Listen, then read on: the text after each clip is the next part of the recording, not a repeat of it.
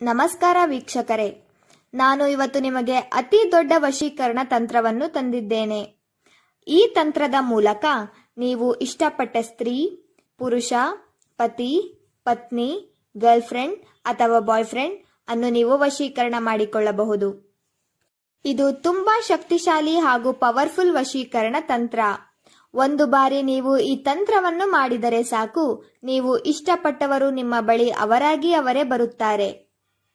ಈ ತಂತ್ರವನ್ನು ಯಾರು ಬೇಕಾದರೂ ಕೂಡ ಮಾಡಬಹುದು. ಈ ತಂತ್ರ ಮಾಡಿದರೆ ಸಾಕು, ನಿಮಗೆ ಒಳ್ಳೆಯ ಪ್ರತಿಫಲ ಸಿಗುತ್ತದೆ. ಬನ್ನಿ ವೀಕ್ಷಕರೇ, ಈ ತಂತ್ರ ಹೇಗೆ ಮಾಡುವುದು ಮತ್ತು ಯಾವ ರೀತಿಯಾಗಿ ಮಾಡಬೇಕು ಎಂದು ನೋಡೋಣ. ಈ ತಂತ್ರ ಮಾಡುವುದಕ್ಕೆ ಒಂದು ಕೆಂಪು ದಾರ ಬೇಕಾಗುತ್ತದೆ ಮತ್ತು 21 ಲವಂಗ ಬೇಕಾಗುತ್ತದೆ. ನಾನು ಇವತ್ತು ಸ್ತ್ರೀಗಾಗಿ ವಶೀಕರಣ ಮಾಡುತ್ತಿದ್ದೇನೆ, ಆದ್ದರಿಂದ ನಾವು ಕೆಂಪು ದಾರವನ್ನು ತೆಗೆದುಕೊಳ್ಳಬೇಕು. ನಂತರ ಈ ತಂತ್ರವನ್ನು ಮಂಗಳವಾರದಂದು ಮಾಡಬೇಕು. ನೀವೇನಾದರೂ ಪುರುಷನಿಗಾಗಿ ವಶೀಕರಣ ಮಾಡುತ್ತಿದ್ದರೆ ಕೆಂಪು ದಾರದ ಬದಲು ಕಪ್ಪು ದಾರವನ್ನು ತೆಗೆದುಕೊಳ್ಳಿ ವೀಕ್ಷಕರೇ. ಮೊದಲಿಗೆ ನೀವು ಏನು ಮಾಡಬೇಕು ಅಂದರೆ, ಕೆಂಪು ದಾರವನ್ನು ತೆಗೆದುಕೊಳ್ಳಿ. ಕೆಂಪು ದಾರದ ಮೊದಲನೇ ತುದಿಯಿಂದ 10 ಲವಂಗವನ್ನು ಕಟ್ಟಬೇಕು. ನಂತರ ಎರಡನೇ ತುದಿಯಿಂದ 11 ಲವಂಗವನ್ನು ಕಟ್ಟಬೇಕು.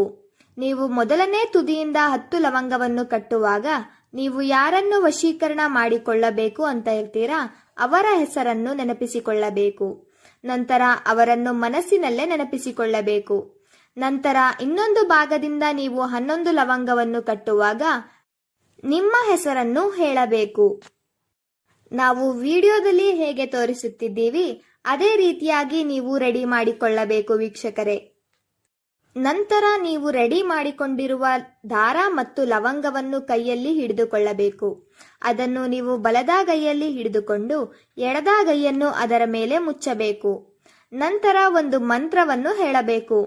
ಆ ಮಂತ್ರ ಯಾವುದು ಅಂದರೆ, ಓಂ ಕ್ಲೀಂ ರೀಂ ಶ್ರೀಂ ಅಮುಕಂ ವೃದ್ಧ್ಯಂ ಮೇ ವಶಂ ಕುರು ಕುರು ಸ್ವಾಹ. ಅಮುಕಿ ಜಾಗದಲ್ಲಿ ನೀವು ಯಾರನ್ನು ವಶೀಕರಣ ಮಾಡಿಕೊಳ್ಳಬೇಕು ಅಂತ ಇರ್ತೀರಾ ಅವರ ಹೆಸರನ್ನು ಹೇಳಬೇಕು. ನಂತರ ನೀವು ಈ ಮಂತ್ರವನ್ನು 301 ಬಾರಿ ಹೇಳಬೇಕು ವೀಕ್ಷಕರೇ. ನಂತರ ಆ ಕೆಂಪು ದಾರಕ್ಕೆ ಉಫ್ ಅಂತ ಊದಬೇಕು.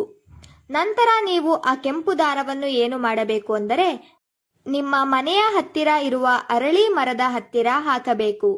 ಈ ರೀತಿ ಮಾಡುವುದರಿಂದ ನೀವು ಇಷ್ಟಪಟ್ಟ ಸ್ತ್ರೀ ಅಥವಾ ಪುರುಷ ನಿಮ್ಮ ಬಳಿ ಬಂದೇ ಬರುತ್ತಾರೆ ಮತ್ತು ನಿಮ್ಮನ್ನು ಹುಚ್ಚರಂತೆ ಪ್ರೀತಿಸುತ್ತಾರೆ. ಈ ವಿಡಿಯೋ ನಿಮಗೆ ಇಷ್ಟ ಆದರೆ ಲೈಕ್ ಮಾಡಿ, ಶೇರ್ ಮಾಡಿ ಹಾಗೂ ಕಮೆಂಟ್ ಮಾಡಿ. ನೀವಿನ್ನೂ ನಮ್ಮ ಚಾನೆಲ್ಗೆ ಸಬ್ಸ್ಕ್ರೈಬ್ ಆಗಿಲ್ಲ ಅಂದರೆ ಈ ಕೂಡಲೇ ಸಬ್ಸ್ಕ್ರೈಬ್ ಆಗಿ. ವಿಡಿಯೋ ನೋಡಿದ್ದಕ್ಕೆ ಧನ್ಯವಾದಗಳು.